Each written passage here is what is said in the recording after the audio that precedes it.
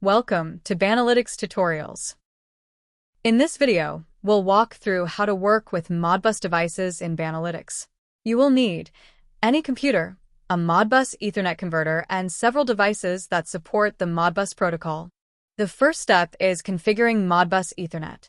For example, we set it up as a TCP server listening for requests on port 8887.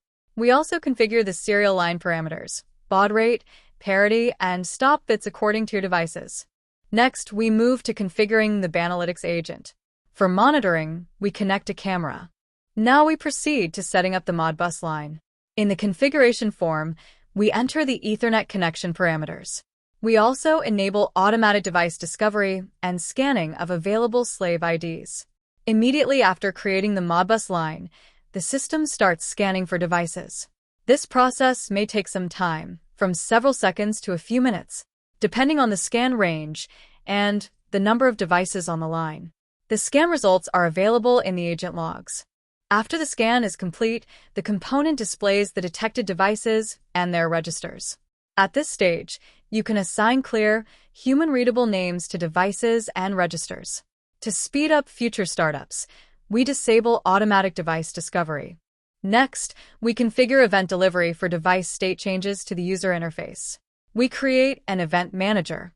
Then we define a rule. The trigger is a change in a register value or device state, and the action is forwarding the event to the UI integration component. Finally, we activate the rule. We create a dashboard and add both the camera and the Modbus line component. Let's test it. Turn on the relay.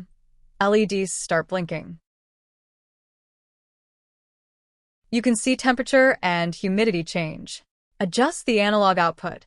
The multimeter reflects the change. Turn the relay off.